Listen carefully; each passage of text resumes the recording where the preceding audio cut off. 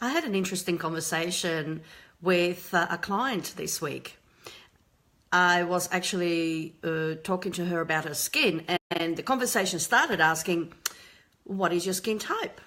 Does your skin tend to feel oily or dry, or does it feel more normal? And she said, I don't know. Some people just don't know what their skin type is. So today I was going to talk to you about what is a skin type and how to determine your skin type. Hi, my name is janaelston. I'm a skincare trainer, educator and blogger.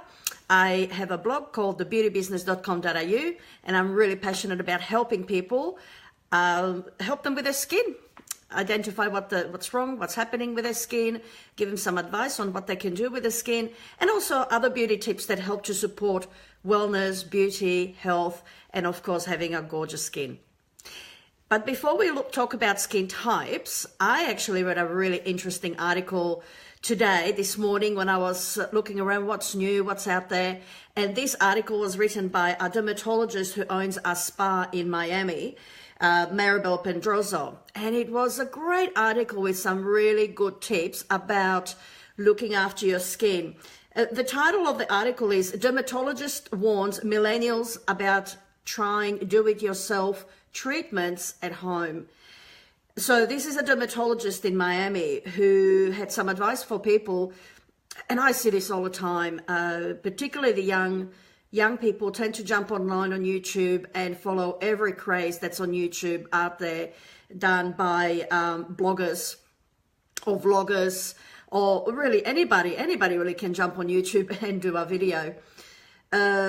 So she warns really to be very, very careful what you do to your skin and whose advice you follow. Here's what she had to say. Each skin is different. It has its own language, and what works on a blogger or celebrity may not work on you. That is so true. I see it all the time. The first thing we learned as a beauty therapist when I studied was that every skin is different. No two skins are alike. And our job as beauty therapists is to identify what your skin type is, what conditions is your skin experiencing, and how we can address it. And the combination of skin type and all the different conditions make an individual skin. So each skin has to be really addressed individually. Here's what else she had to say. In our practice, we see young girls come in with burnt, irritated, inflamed, or infected skin after using laser treatment or masks they bought online, or trying on home remedies they saw on their favorite beauty YouTube channel or blog. Sometimes skin damage is irreversible, so there are certain things you should avoid. And then she goes on to list the things you should avoid. And basically, it's the advice that any beauty therapist will give you. And these are some of the tips that I have talked about over the years on the blogs as well. Don't follow a beauty blogger's advice or try skin treatments from a magazine without first consulting with your dermatologist or a licensed beauty therapist. And I say this all the time, even the advice I give you, please go and see a beauty therapist. I am a beauty therapist, so I have a good knowledge of the skin, the ingredients in skincare, different type of skincare that's out there, and the treatments. So I have a good understanding of how that all works, and I can give you some advice, but I can't see your skin. I don't see your skin, so you must go and see a beauty therapist to confirm what you have learned, that yes, that is your skin type, yes, that is a skin condition, and yes, this is what you should be doing. Here's another thing she said. Don't try a new product on your entire face without first testing it on a small patch of skin on your inner arm. So inner arm or up here, they are fairly sensitive areas where I advise people to patch test the product is behind the ear. So you can just test it behind the ear because that is closer to your face, more associated, and if you do develop a rash or irritation, it's kind of hidden and it's not going to bother you some. However, I do find that a lot of people have a sensitive skin. They might be fine on the outside, but they get sensitive skin here, particularly around here. So again, perhaps at night before you go to sleep, try a little bit just on one small patch. If a little, rash develops, then you can take care of it without causing a rash all over the face. So that's a really good tip. Always try patch test, and I really suggest behind here a product before you put it all over your face if it's something new. Tip number 3, she says, retinol is not for you. Don't self-medicate. All right, let me explain this. In America, retinol type products are sold only by dermatologists. In Australia, retinol skincare is available to be sold by beauty therapists, and the formula can contain retinol up to 1%. Anything over 1% is prescription only. And the TGA, the Therapeutics Good Administration in Australia, determined that 1% is safe dose to use on most people without consulting with the doctor. So we do use retinol in skincare. My advice is always consult with your beauty therapist before using a retinol product, no matter what dose it is, no matter what percentage. And the higher doesn't necessarily mean better. The higher the percentage of retinol, the more likely you will have side effects. So always consult with your beauty therapist to determine which dose is safe, appropriate for you, and how to use retinol, how to introduce it to your skin without side effects, and how to build up tolerance to it. It is a very active ingredient, and I've talked about it quite a bit before. If you'd like me to talk more about that ingredient, I will jump today on the Beauty Business Students group, and I will do a live video on there talking specifically about retinol, because it's such an important ingredient in skincare. It has, I will say, revolutionized the way we treat skin. So jump on the group to learn more about retinol. Number 4, she says, you don't need to go crazy with anti-wrinkle creams. Young skin only needs sunblock and moisturizer on a daily basis. That is true for very young people, teenagers, maybe even early 20s. However, in Australia, it's a little bit different. So this article was written by a dermatologist in Miami. I suppose they have similar environment, but I suspect Miami is a little bit more humid as well. In Australia, we can have very dry environment, particularly in the country areas. I know I traveled to Canberra, I traveled to the Blue Mountains, Bathurst, Orange, and the Riverina area quite often. Wagga, Griffith, hey, everybody over there if you're watching, hey. And I find people in the country areas get very dry skin. It's a very dry environment. So more richer creams I have recommended even for younger people, because their skin is just super dry.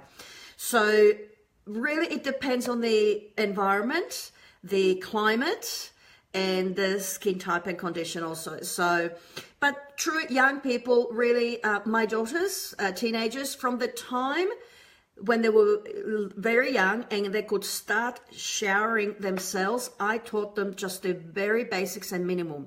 So when they shower, I showed them this is what you use on your face. So they had a face cleanser. It was a nice gentle face cleanser for children. And I said, this is what you use on your hair. So there was a shampoo, and then they had soap or shower gel for the body. And I said, and that's what you use on your body. So cleansing is important. And yes, sunscreen. Most children, you will find, in my experience, is when they're very young, and I'm talking about from the time they could shower themselves, I think she was 5 or so, to 10, 12, before they hit puberty, their skin is just gorgeous. It's beautiful, very moist and supple. They don't really need too much moisturizing unless we go skiing, for example, or, we've got very high air conditioning environment, then I would put something. But generally, sunscreen was it. So just a good cleansing routine and sunscreen was really our essentials for young children. If you have acne, don't experiment with random treatments without consulting a dermatologist first. Some products you see online may actually worsen your skin condition. See, that's the problem with purchasing products online. And in fact, I had a conversation. I had a beauty therapist call me about a product. She said, Yana, I've never heard of this product. Well, you know, and she gave me the name of the product. I said, oh my gosh, that product hasn't been around for 10 years. And she said, well, I had just a client call me, say she researched it. She saw really good reviews of this product and she was wondering, you know, thinking about buying it online. And I said, oh my God, stop her. That product has been discontinued more than 10 years, that it's most probably off. She'll just get a rash or, So be very careful. Most professional brands, you will need to go to see a beauty therapist in the salon. You know the products are fresh, you know the products are current and authentic as well. So be very, very careful what you buy online. And the other thing is, when people buy online, they are self-prescribing. And when you're self-prescribing, you're experimenting. And it can be a very expensive experiment when you're trying on things when you don't know if they're the right thing for your skin. Always go and see a beauty therapist, get advice, and please support your beauty therapist. Don't just go in and get their advice for free, you know, spend an hour with them talking about your skin and then take your business elsewhere and purchase it somewhere else. That makes me super cranky. It's like, you know, you go and see a dentist, get a consultation, and then go and get your teeth fixed somewhere else. They're not going to be happy, which is why they're charging for consultations, I suppose. And I think beauty therapists should too. They're giving out, you know, free advice and people then go and buy online. I'm sorry, I get very cranky about that because I'm a beauty therapist, so it's quite close to me. Support them, support your beauty therapist. Otherwise, you know, the businesses will, you know, disappear in you know, if you take your business elsewhere. And we need them. We need these people to look after us. All right, so getting off my high horse. Now, so these were some great tips, and she's got some more great tips on what to do. So how about a link to that great article in the comments below, and I'll also pop it on the Beauty Business Students group, where I'll see you a little bit later talking about retinol and how to use it best for your skin. Now, let's talk about skin types. What are skin types? Because not everybody knows their own skin type. And can your skin change? Can your skin type change? Okay, so skin type, most of the time you're born with it.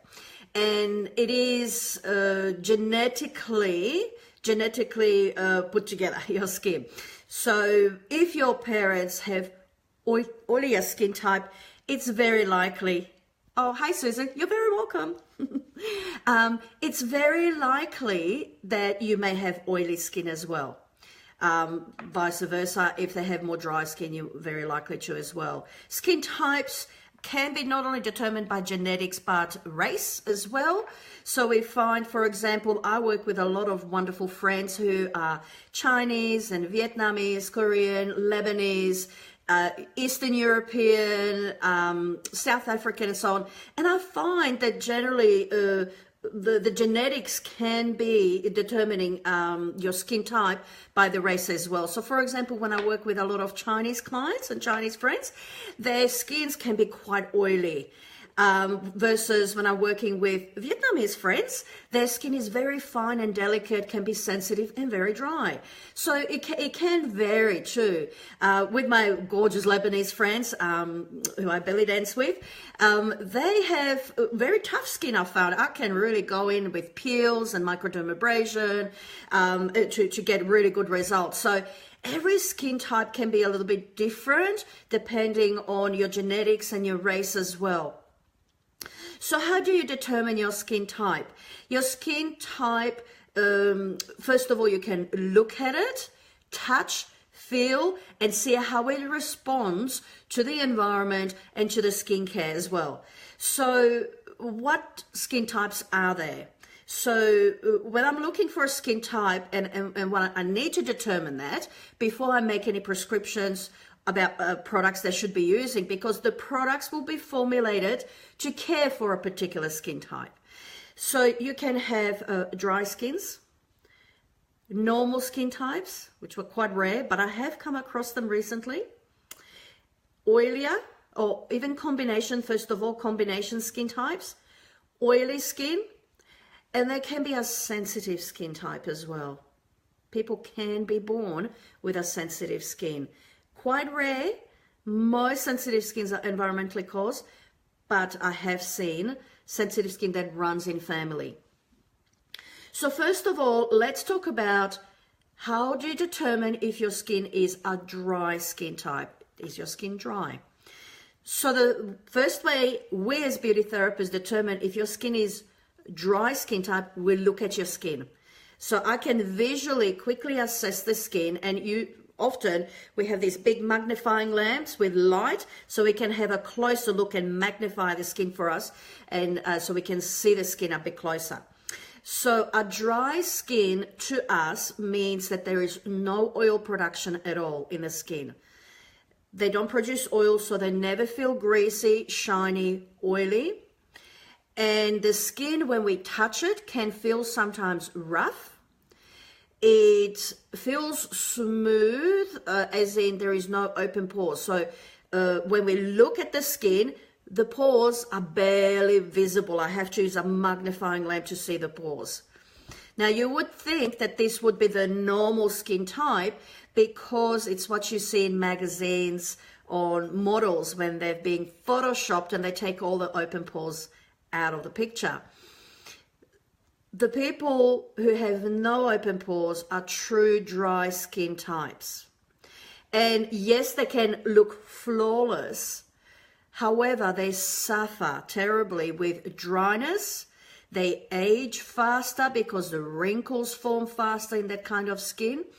And they can often become sensitized as well when they're dry and their skin is stripped or exposed to harsh environment, and it just reacts. So a dry skin type, it may feel rough to the touch. It can feel tight. There's no open pores. If you look at your skin closely in the mirror, you can barely discern any open pores, and never feels greasy, shiny, or oily. You very likely have a dry skin type. And I've seen many young ladies, especially in the country area, have a very dry skin. I look at the skin, no open pores there, and often they have very dry skin. So because the dry skin is prone to sensitivity, you've got to really care for it with a nourishing kind of skincare. So if you have a dry skin type, I would recommend a cleanser first of all. Cleanser that takes care of dry, dehydrated skin. So it adds fat to the skin. So fat from plant oils like essential fatty acids, jojoba oil, coconut oil. It will relieve that tightness and dryness in the skin, and the skin relaxes and feels beautiful. Same thing with moisturizers. We will need richer kind of moisturizers that leave a little bit of a film on the skin, condition the skin, and leave it nice and supple. So that's a dry skin type. How about normal skin? I have come across those, particularly in younger skin, although just recently I met a lady in her 50s and she was pretty much normal. So with a normal skin, it never feels too dry, never feels too oily. It's kind of just right, and never has a real issue with sensitivity. It's just perfect. Normal skin types are quite rare. They usually either go one way or the other. And really for a normal skin type, it's about good maintenance routine. So in a normal skin, I might see very light, slightly dilated pores. So they've got just the right amount of oil pumping in the skin to keep it nice and moisturized and supple, so the skin doesn't feel dry, but not too much so the skin doesn't feel oily. So they have a very mild oil production that's dispersed evenly through the skin to keep it beautiful. These kind of skins age quite well. They don't tend to have reactions to products. They don't tend to have sensitivities. They don't tend to have allergies. They're quite good skin types. But with a normal skin type in the Australian climate, and really anywhere around the world, whenever you're outdoors exposed to the sun, you can develop down the track pigmentation, brown spots, as I saw in this lady that I saw earlier this week. Maybe cuperose, some damaged capillaries from the sun exposure, and really you've got to take care of your skin because it can be affected by the environment. It could either over dry or get too greasy. So for normal skin type, you'll be using as a minimum a good balancing cleanser for normal combination skin, and a moisturizer for normal combination skin as well is just perfect for normal skin type. Now, how about combination skins? Combination skins are the most common in Australia. And even people who lived overseas and they had a dry skin, they moved to Australia, and within months, they noticed all of a sudden they're producing oil where they never used to. And that is due to the UV light. The UV can trigger oil production, and the heat can trigger oil production in a dry skin type. So a combination skin typically will have oil down the center and then feel very dry on the outside, very tight. And the tightness is more likely to be dehydration. In fact, I do find that combination skins tend to dehydrate very easily. They have the oil production down the center, so they want to cleanse it away. And if they use a cleanser for oily skin types, they will strip the outside of the face. So combination skin needs a cleanser that is specifically designed for combination, so it'll just gently help to balance the oil down the center and then hydrate the skin. So you need hydrating ingredients for combination skin types to help to reduce the amount of oil so it's not producing too much, and to hydrate everything else. So normal combination skins, combination skins down the center you will find, and you can get oil. Now, I tend to ask people, when do you find you get oily? Is it first thing in the morning when you wake up? After you've cleansed your skin in the morning, how soon after that do you feel oily? Is it mid-morning, lunchtime, or late afternoon? Now, that question is really, really helpful for me to ask, because if somebody feels oily several hours after cleansing, they've got a very active oil flow in their skin. If they start to feel oil about lunchtime, moderate, and in the afternoon or evening, then they're more on the normal skin types, or very, very light combination skin, so more normal skin type. So you can be either very oily combination, moderately oily, or lightly or normal skin type. So then I adjust the cleansers and the texture of the moisturizers according to how much oil flow each person is producing. So that's really important to know. And how about the oily skins? So oily skins are always feeling greasy. First thing in the morning, they wake up, the skin's feeling greasy. Then after they've cleansed and moisturized, within an hour or two, they're feeling greasy. So that is an oily skin type. Now, oily skin type tends to come with its own problems sometimes, particularly in young people. They tend to get clogged pores. They can develop into blackheads or breakouts as well. So you can either just have a very oily, shiny skin. I'm an oily skin type. First thing in the morning, I wake up and I've got oily skin, greasy skin. And then I have oily skin within hours after I've cleansed and put on makeup. I have to powder pretty much every couple of hours. That's just my skin type.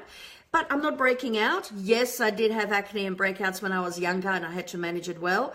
And I didn't, because I didn't know anything about beauty therapy. I didn't have a mum to teach me about skincare and beauty. I learned everything from Dolly magazines or TV commercials online. We didn't have internet back then. So that, you know, magazines and commercials on TV is how I learned to care for my skin. So yeah, it didn't manage very well, and there is a whole other story about how I developed into acne after that. So when I started beauty therapy, when I was training as a beauty therapist when I was 19, that's when I learned about my skin, and that's really when the skin got gorgeous. So with the oily skin types, you need to make sure that you balance that oil really well and then manage it well during the day without overstripping. Because if you overstrip, like what I did when I was a teenager, I had the greasy, oily skin. Literally, I'm telling you, I was doing my year 10 exams, final exams, and I remember the oil dripping off my face. I had a droplet of oil go on my exam paper. It was that oily, and that's because I caused that with harsh stripping products. So with that oily skin, you've got to manage it well so it doesn't overproduce oil, like what I did to my skin by stripping the skin and hydrating it to make the skin think that it's nice and hydrated so it doesn't have to overproduce. And then just managing during the day really well with blotting off the oil with a blotting paper and putting on a powder as well. The good news is with an oily skin type, it ages quite well. So you probably noticed that I don't have many wrinkles, and that's because my skin is more oily skin type, so it ages quite well. I've got like a natural moisturizer produced by my own body. So lucky me now, but not so lucky when I was younger. So these are the different skin types: dry, normal, combination, oily, and then there is sensitive. Some people can be born with sensitive skin types. Now, sensitive skins can be the type that either redden very easily when touched. I'm like that. I'll go and have a facial. The minute they start touching my face, massaging, you know, the cleanser in, it goes quite red, and it's just my capillaries are quite reactive. And sometimes they go, oh, what's happening? I said, don't worry, that's just my skin. So the minute you stop touching my skin, it goes back to normal. The capillaries go back. So I wake up from the facial and the skin looks fine. So some people may have very reactive capillaries. Other people have a different kind of sensitivity in the skin. And this is more an immune system sensitivity where they react easily to products. So not touch, but more products or things they put on the face, natural or synthetic. Whether it, you know, if you squeeze lemon juice, rub it in your face and it stings and burns, that's a reaction. That's natural. It's a natural product or synthetic products. So these kind of people have to be very careful with things that tend to trigger sensitivity in the skin, like colors, preservatives in products, or highly fragranced products. They have to be careful. So they tend to use products designed or formulated for a sensitive skin that are free of, you know, those things that commonly cause problems, like the fragrances, the colors and preservatives, and really gentle and soothing and conditioning type of product. So that's a sensitive skin, either very reactive or it can be allergic to products. So they can be found in people, people could be born with that kind of skin type as well. So the first thing we do as beauty therapists when we talk to our clients to determine what products we should be using on their skin in the facial treatment, and then advising our clients on what they should be doing with their skin at home as well. The first thing we talk about is a skin type and the skin conditions we talk about. So let me talk about what's the difference between skin types and conditions. So the conditions are usually environmentally caused. And in fact, it's a fact, a well-known fact, that 80% of what's happening in your skin is environmentally caused, particularly aging. 80% aging is due to the environment. Only 20% is genetic or racial. So what you do with your skin on a daily basis is really important, because that will determine what your skin will look like in 5, 10, 20 years from now, not just today. So the daily skincare is 80% there, and then the professional treatments just boost it all up and then just give you accelerate results. So for example, if it takes you 10 minutes to jog around the block, if you have microdermabrasion on your skin, it'll take you 5 minutes to jog around the block. So that's kind of an analogy. It just speeds things up. Christy has a question. Let me just have a quick look at it. Hi, Christy. Can any skin type use sensitive skincare if they want to reduce the amount of fragrance, preservative, etc.? Yeah, absolutely. In fact, a lot of skincare is now formulated to be fragrance-free because people prefer that. Yeah, absolutely. That's no problem. Just be careful that if you've got the combination of oily skin type, that it's not too nourishing. So make sure that the skincare you're using that's fragrance free, that it's for your skin type as well. So they should be able to adjust the cleansers and moisturizers for your skin type within that range. Yeah, absolutely. Why not? Thank you. That's a good question. Okay, so now beauty must-haves for all skin types. So this is the last thing I wanted to talk to you about. Whatever skin type you have, these are the things you must do to care for your skin, not only for today, but for the long term. See, I started looking after my skin when I was 19. My mum, God bless her, she didn't age very well. She was a farmer and she did smoke and she, you know, she did enjoy the parties. So I remember seeing her when she was in her 30s, late 30s, 40s. She was pronouncedly prematurely aged. And I remembered that when I started my beauty therapy, and I thought, oh, I'm going to have a better skin than that. Because back then, in the 80s or in the 90s, we all thought the genetics were the determinant of all. So if you had the genes for something, then that's it. You couldn't do anything about it. So if you had a gene for acne, that's it. You had acne. If you had a gene for being overweight, that's it. You couldn't do anything about it. However, more recent studies in epigenetics have discovered that just because you got a gene doesn't mean that your life is determined by it. It's not the gene that determines your health, your skin, your beauty, etc. It's the environment that affects the genes. So the genes are just like little, they have switches, on and off switches. It's the environment will determine whether that gene will be switched on to run that program or not. So there are lifestyle factors you can do and caring for your skin you can do that will keep those genes switched off if it's running in your family. So if you in the family, for example, you got rosacea, there are lifestyle factors you can do to keep those genes switched off so you don't end up with rosacea, etc. So what can you do? What all skin types can do to manage their skin well? And I've talked about this before, but it bears repeating. And for those people who haven't watched my videos before, you're going to love this. So firstly, cleanse your skin morning and night, not just once a day, as most people do. Cleanse morning and night, and cleanse with a cleanser, not just splashing water. Water will not take off the grease, the dirt, the makeup, the pollution, etc. So at night you cleanse to remove all that build up from the skin from the day. And in the morning you need to remove any nighttime treatment creams and serums you put on, and also the biological waste that's been excreted on the surface of your skin as the skin repairs itself and heals overnight. Number 2, exfoliate regularly. It's really important to keep the skin smooth and free of dead cell buildup to prevent things like clogging, blackheads, pimples, but also open pores, deepening of the wrinkles, suffocation of the skin. So the skin's not optimized, the cells are not working at optimal levels, it's sluggish, it's dull and tired. So keep your skin exfoliating regularly. Now, drier skin types, once a week is perfect. Normal combination skins, once or twice a week. Oily skin types may need to exfoliate up to 3 times a week.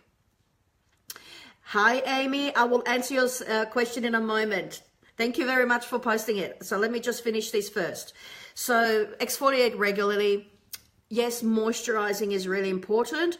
When you've got an oily skin type, light moisturizers with hydrating ingredients. So add water to your skin. It won't overnourish, but it'll condition your skin. Whereas a dry skin types, you need the hydrating and nourishing ingredients in there, such as essential fatty acids, omegas, plant oils such as jojoba, rice bran oil, argan oil, beautiful oils for dry skin type. So you need extra in your moisturizers and cleansers to manage a dry skin type. So cleansing, exfoliating regularly, moisturizing, and sunscreen. I have worn sunscreen since I studied beauty therapy, since I was 19, non-stop. And I don't have brown spots. I'm starting to develop one here, but I'm taking care of that with a good hit with vitamin C and resveratrol, and it's shrinking. I'm exfoliating regularly around the eyes as well to keep everything more smooth and brighten that skin. So sunscreen is essential, and I'm so glad I have been.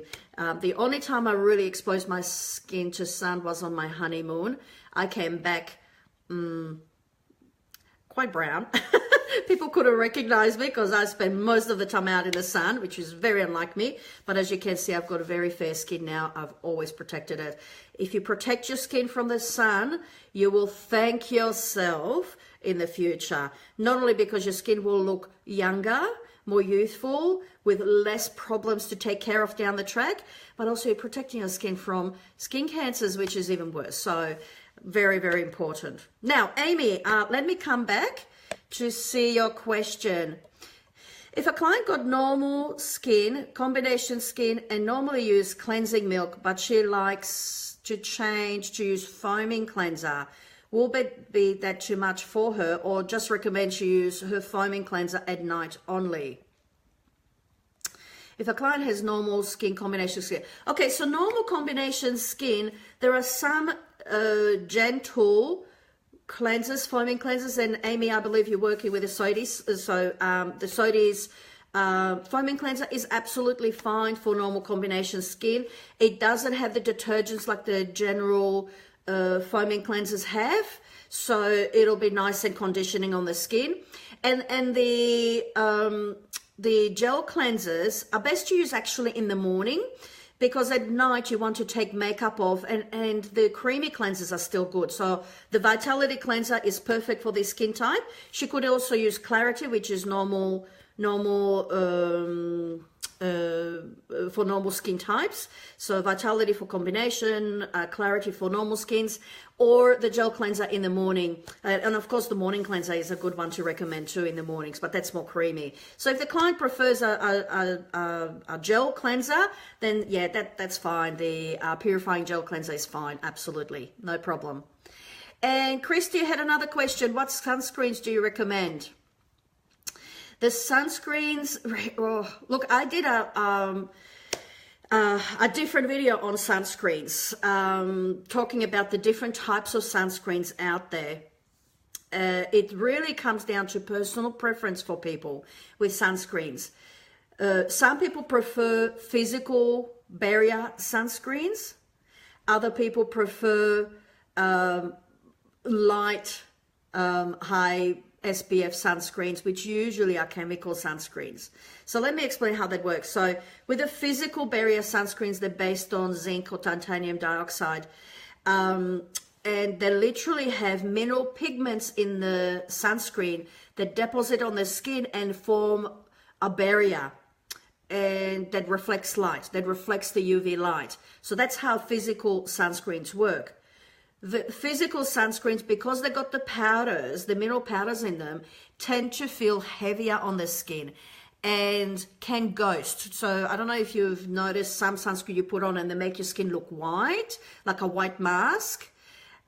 And initially when you first put it on, and then after 5 or 10 minutes, as the sunscreen kind of absorbs and settles in your skin, it disappears. But when you first put the sunscreen on, it looks really white.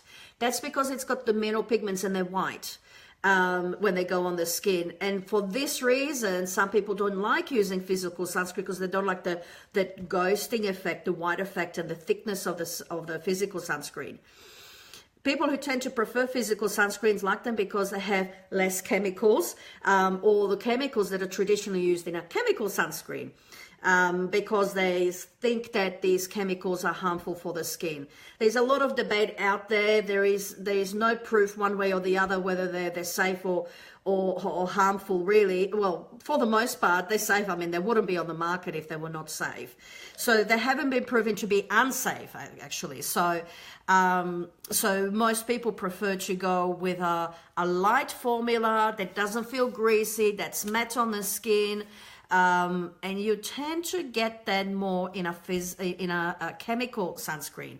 So chemical sunscreens were developed because they are really the preference for some consumers who prefer a lighter application. They don't like the thickness and the greasiness of a physical barrier sunscreen. So the physical sunscreens, how they work with chemicals that absorb into your skin. And these chemicals absorb UV light. So where the physical barrier reflects, the chemical sunscreens absorb UV light, and then they change it to heat. So because it's an energy they absorb, the energy is then transferred to heat. Now, I personally find chemical sunscreens, when I put them on the skin, I actually feel the heat they generate as they work in the sun. So not only is the sun heating my skin and making my skin feel stingy, as the product works to neutralize the UV light, it actually feels really quite warm on the skin. But the trade-off is that the sunscreen is light, it's matte, it's not greasy, so it feels more comfortable to wear. So it really comes down to personal preference. All sunscreens in Australia, anything over 30 has to be registered with a TGA. They have a registration number on the bottom. Part of the registration includes the testing of each batch of the sunscreen to make sure that they're working according to the claims. So if they claim that they're 30 plus, then there must be a 30 plus sunscreen. So they have to be tested and approved, and that's when they get the license number on the bottom. So all sunscreen in Australia that are 30 plus, and that you check, you just never know if somebody's imported something, so always check. Most of the 99.9% of the time you'll find that they have their registration number. That means they have been registered with the TGA to be found to work and to be safe. Very strict regulations here in Australia. You will find most companies actually find it very difficult to import sunscreens into Australia that are above 30 plus because of the very strict regulations we have here. Some of manufacturers are forced to reformulate and manufacture the sunscreens in Australia according to the very. Well, did I pop out for a little bit there? I'm back. So I hope that answers your question. It really depends whether you prefer physical or chemical sunscreen. Is it the no chemical thing that appeals to you, or is it the light, non-greasy application of the product as well? And I prefer professional brand sunscreens. They tend to add other ingredients to it. So if you buy a sunscreen, a very basic sunscreen from supermarket or pharmacy, they just do the UV blocking or absorbing, and maybe they'll throw in a bit of vitamin E. With the professional brands, they have added other ingredients. So the antioxidants and hydrating ingredients, they're not allowed to list them. They can tell you about them, but they're not allowed to list it in the key ingredients because sunscreens is a registered drug, medicine. It can only list the active sunscreen in it. They're not really supposed to, as part of the ingredient list, talk about what else is in there. But usually on the box or in marketing material, they'll tell you, what else they've put in there to care for your skin, like aloe vera, hyaluronic acid, allantoin, or something like that. So calming, soothing botanical plants and hydrating ingredients. So I hope that helps. Thank you very much. Yes, Manola, I love my Manola SPF Sun Shield. That is my favorite. It is a it's a chemical sunscreen, but it feels matte, and which is what I want. I drive a lot, so I can't have slippery hands. And it's fantastic, and it has a rose essential oil in it. It's gorgeous to put on too. Great for the children as well as adults too. So thanks, Amy, for that. Now, was there anything else? There is another question. Thank you.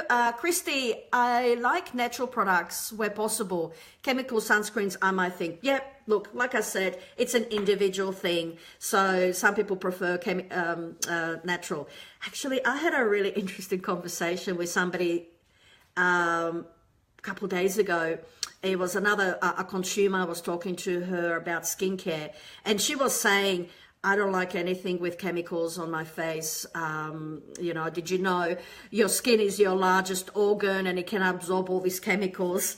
And I said, yes, I understand that, of course. And I said, so you must be very strict with your diet as well about, the kind of chemicals in the foods. And, I'm very strict. I hate processed foods. 99% of the time, we cook all our foods from scratch. We don't like processed foods. And I get very cranky with my husband when he gets a tinned vegetables. I said, that is just rubbish. We've got, fresh fruit and vegetables there. So let's just steam the vegetables. So, stay away from processed foods, because what you ingest is even worse than what you put on your skin. Yes, your skin could absorb some of the things, but it's a minuscule amount compared to what you actually take into your body when you eat it in the form of food. So when I said that to this lady, she goes, oh yeah, I don't have the time really. What did you say? I don't have the time, I have a busy lifestyle. So yeah, we tend to eat processed foods and takeaways. I go, well, hang on. You're eating it. It goes straight into your system, straight into your blood system, through your gut, which is, designed to absorb things into the body. So yeah, first look at your diet before you start worrying about anything else. But yeah, I completely understand that. And you will find most professional brands are ethical brands. They are formulated now really well with natural-based botanical extracts. Most brands don't test on animals or use animal products in there anymore. So yeah, you will find if you stick with professional brands, you get a better quality product, more natural product that's well formulated for your skin. Let's see, what else have we got? Christy, yes, we are on a low tox journey at home, including food, skin products, cleaning products. Yeah, I switched to more natural cleaning products. So I tend to use vinegar where possible, or if I purchase something from the supermarket that they're labeled environmentally or eco-friendly, so they're using more natural ingredients. So yeah, I understand, because there is enough that we have to drink this Sydney water with all the fluoride and chemicals in it, and enough stuff that we have to breathe in as well. So anyway, that's another journey and another topic as well. Look, it's been really fun today. I'm so glad that you joined me, and I had some people have a little chat. It's been really fun. Thank you so much for joining me and for giving me your opinions and your advice and your tips as well for the products that you use. And the questions. That's been really, really fun. If you'd like to keep the conversation going about retinol, I'm going to jump on next on my Beauty Business Students group. I'll link to it below. So if you are not a member, you can find the link easy and join me there. And if you would like to check out my blog, thebeautybusiness.com.au, for latest tips and advice, there's a little search box in the left-hand corner, and you can just search for articles and just type in acne. The acne articles pop up. If you like aging articles pop up. So you can find things easily, and I often share them on the page too. So just follow my page during the week too. Oh, it's been fun. But time to go and walk my dogs. They're scratching at the door. They go, Mom, we need to go for a walk. So I'm going to take my doggies for a walk now this morning before it rains, because it's looking like it's going to rain today. Have a fabulous week. Look after yourself during the festive season. Drink lots of water. And especially if you're going to parties and having a bit of wine, make sure every second drink is water to keep you hydrated. And try and stay away from processed foods and look after your skin, hey? Have a fabulous week. I'll see you again next Saturday. Bye for now. Take care.